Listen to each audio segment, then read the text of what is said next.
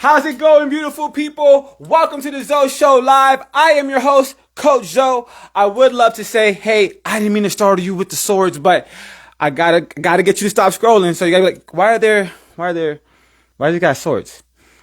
Gotta attack the algorithms. But welcome to my show anyway. Let's get started.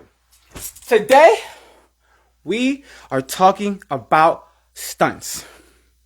Group stunts. Partner stunts. Stunts with front spots. Stunts with back spots. All of it. I love all of it. Right? Like, I love how I feel when I hit a stunt. I love how my group feels when they hit a stunt.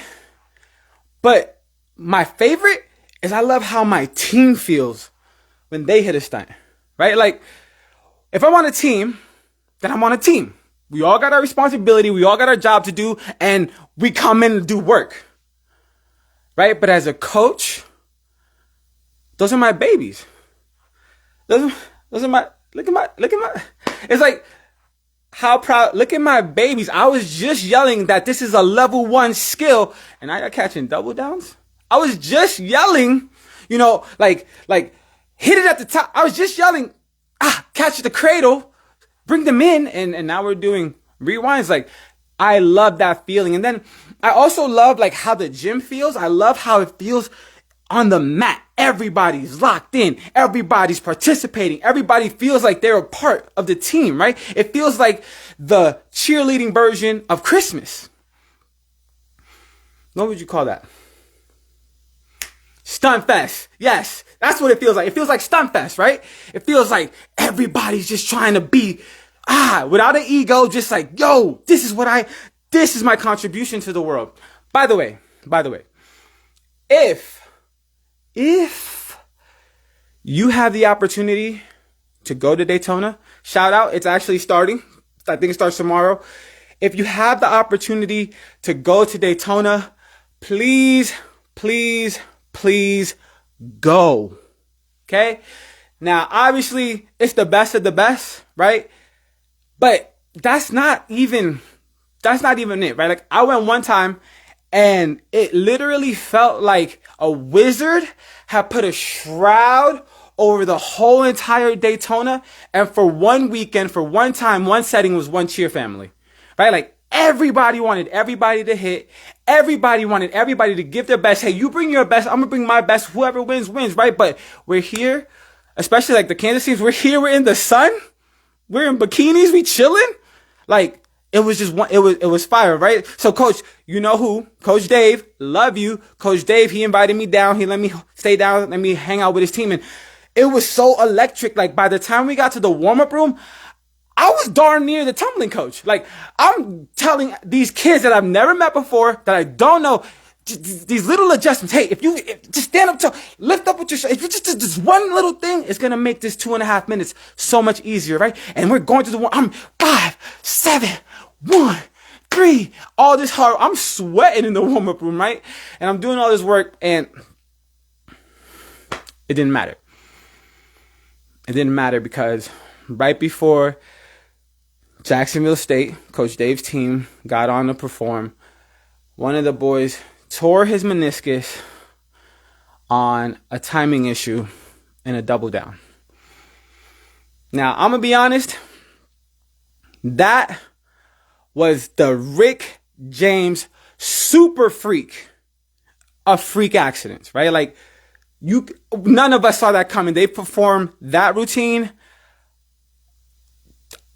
I'm not going to say Monica 14 times full out, right? But they've countless times. I know that they've done it in their sleep. I know that because Coach Dave was my coach. And during competition season, he made me wake up in the middle of the night and perform my routine full out, no stretch. Coach, why am I doing double toe? But anyway, I know that these kids were prepared, right?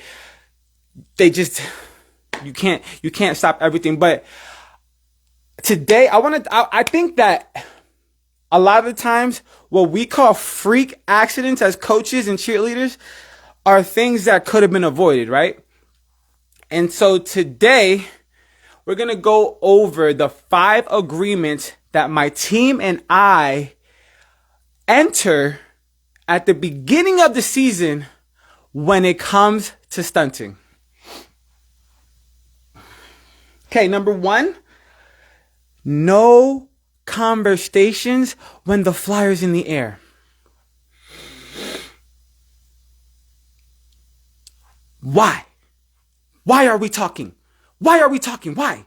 Right? And I don't, the rule isn't no talking, right? Because the only thing that I want to be happening when we're stunting is us working as hard as possible to get this stunt to hit. Sometimes we have to communicate. Stand up, stand tall, pull through your shoulders, lock those legs, right? We need to encourage and remind each other because things happen in the middle of stunts. So I'm not saying I want it to be silent. I'm saying that the only things that are coming out of our mouths, the only things that we're speaking about are things that are going to help and encourage this stunt to hit. That's all I want to hear. I don't want to hear nothing else. Number 2. Now, I'm not going to lie. I made this agreement out of trauma. Some of you guys don't have this trauma. I'm happy for you. I have it, so I have the rule. If you sabotage my stunt, if you sabotage the stunt and put your bases in danger, or your flyer, if you put your teammates in danger, they're tumbling. We're done with this. You're conditioning. You might get kicked out of my practice. You might get kicked off my team because the older I get, the less ego I have about hitting the stunt and the more paranoid and perturbed I get about people getting hurt. Like, I have children now. And the thing that I hate more than anything is having to call another child's parent and tell them that their child, the person that they love more than anything. I have Reneus here with me, right? I wanted to be working to have Reneus here with me because I love him dearly. And so I can imagine how another parent feels about their kid. I do not want to tell them, yo, we were cheerleading, something happened, and now he can't walk for the rest of his life. Yo, we were cheerleading, something happened, and now he needs 3 pints. Like, I don't want to have that conversation. I will not have that conversation.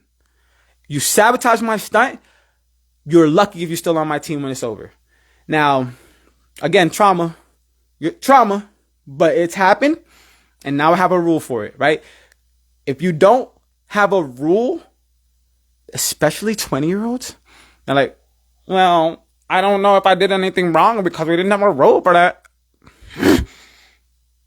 Number 3, keep the stunt in the air.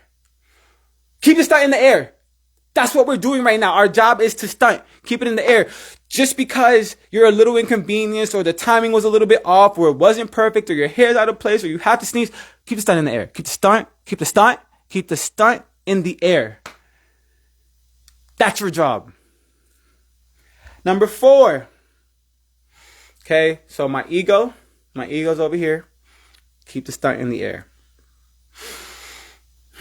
But again, I talked about safety.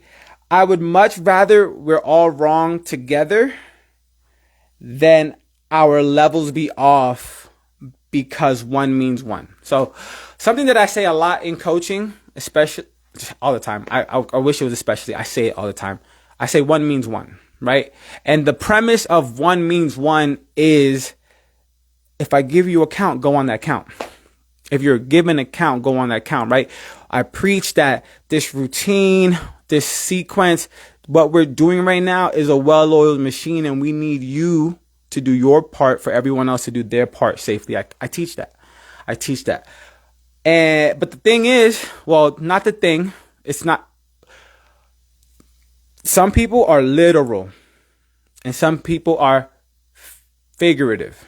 I'm figurative, right? Like, I'm not big on rules. Kind of tough to be a cheer coach, but I'm not, right? But I have a lot of people on my team that's like, oh, coach said one means one. Guess what? If you dip on 7, I'm dipping on 1. My hand is staying up because coach said one means one, right? I love that. Thank you. Thank you for being right. I'm going to celebrate you for being right. But at the end of the day, that puts the flyer in danger, right? So if you can help it and you see that your base is going on the wrong count, your back spot's going on the wrong count, your flyer, sometimes flyers cradle themselves, which sometimes is necessary, right? Go with them. Make them right, come down safely, and then once we're on the ground, hey, the counts actually dip on 1, not 7. Make sure we do that correctly next time, right? And if we don't do it correctly next time, I'm going to let Coach Zo know I'm not the problem. Are we clear? Amen. Right? So, rule number 3, keep the stunt in the air.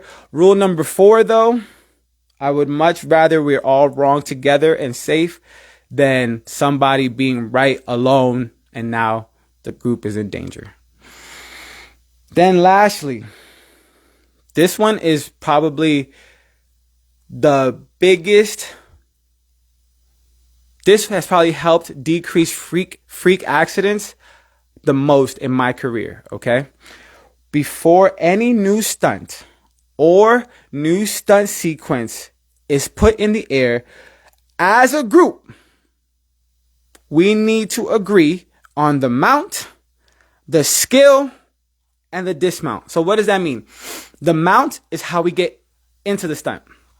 The skill is what we do in the stunt. And the dismount is how we come out of the stunt. Okay? Too many times we say, hey, let's do an arabesque. Okay. Is that a straight up arabesque? Well, it's college. So should be, but it doesn't have to be. Okay. How are we coming down? Is it a 540? It's college. It should be. But it might be something else, right? And so wow, what a great example. That's a great example of getting hurt, right? Because if the flyer is a junior, the back spot is a senior, the main base is a freshman, and the side base is a freshman, then the back spot, the flyer and the back spot, they're 540ing, right? That's how they know that's what I'm going to want to see. The freshmen, they don't know that. Freshmen have a hard time knowing up from down, their butt from their face sometimes, right? They don't know that. So we have a group of people. So the back spot's going to run into the main base, and then there's nobody going to be at the back spot position. The flyer's going to fall through, right? Boom. All of that could have been avoided if instead of, hey, let's do an arabesque, it was, all right, straight up, arabesque, 540. Cool. I got you. Let's do it, right? Hey, we're going to do a rewind, post, or platform. Platform, heel stretch, double. We know how we're getting up. We know what we're doing when we're up there. And we know what we're doing to get down, right? And I say new stunt or new stunt sequence because everything's nuanced, right? If we're working on a routine that we've been working on 6 weeks, 8 weeks, 12 weeks, then if we're saying, hey, we're working on stunt sequence, we shouldn't have to go over what the stunt sequence is. We know what the stunt sequence is. We've been doing this. We've been practicing the stunt sequence. The stunt sequence is a stunt sequence. That's different. But if we're at an open gym, if we're just at a practice, I'm thinking game day, right? If we're at game day, and then I did a small college, so sometimes, we would be missing kids because they had choir or they had other obligations, whatever. Sometimes they even had work. It drove me crazy, but neither here nor there, right? So then we have to put together stunt groups, and we're just trying things to see, what we can make hit for today's game that make it look cute. What a great time to have an injury, right? So make sure that you know what the mount is, what the skill is, and what the dismount is. Now, before I go, I do want to tell you something about this rule. It's a great rule. Here's what you need to decide. This is what we decided. This is what you should decide, right? Whatever we decide on the ground is what happens. Whatever we decide on the ground is what happens. So here's what happens, right? You're stunting and you're tired and the flyer's above you, and as the back spot, you usually call it dismount, right? So if we're on the ground, hey, straight up, arabesque. Let's not do that one. Let's do straight up, lib, cradle, right? Straight up, lib, cradle. And you put it up, but for some reason we're taking a picture or we're holding it up there and it just hurts and you're tired and you're out of breath. You're not thinking clearly, so you're going to make a physical mistake. I hate that I have to call it a physical mistake, but I promise you it's a physical mistake. You're going to make a physical mistake and you're going to say bump down. You're going to say bump down because you're tired and you're just not thinking clearly.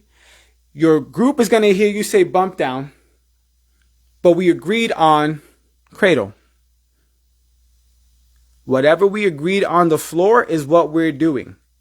Okay? So we're all going to ignore that bump and we're still going to cradle because that was the contract. Whatever happens while we're executing that contract, nah, dog. The contract is we are going to cradle. Okay? So to minimize freak accidents while stunting, implement these 5 things. Number 1, no conversations when a stunt is in the air. Number 2, if you sabotage the stunt, you will be conditioning and your group will be tumbling. Number 3, keep the stunt in the air. Number 4, I'd much rather we are all wrong together as a group than our levels be off and we be correct and dangerous. And then number 5, before any new stunt or new stunt sequence is put in the air, we need to agree on the ground, the mount, the skill, and the dismount. Do these 5 things and watch as your stunts can improve strongly, confidently, and safely. Guys, thank you. I'm Coach Zo. This is the ZoShow Live. If you want more, follow me on Facebook. Podcast coming out next week. Blog coming out next week. We're super excited. And stay tuned. Stay tuned. We got a free giveaway. You made it to the end of the video. I might as well tell you. I got a free giveaway jump drills and skills video. If you want to learn how to do jumps, if you want to learn what it looks like, what the drills should be for them, all of those things, stay tuned tonight. Tonight, I will be posting the free video. It's all yours. All you got to do is sign up. All right, guys, let's get the tools that we need to help the people and athletes that we lead succeed. Peace.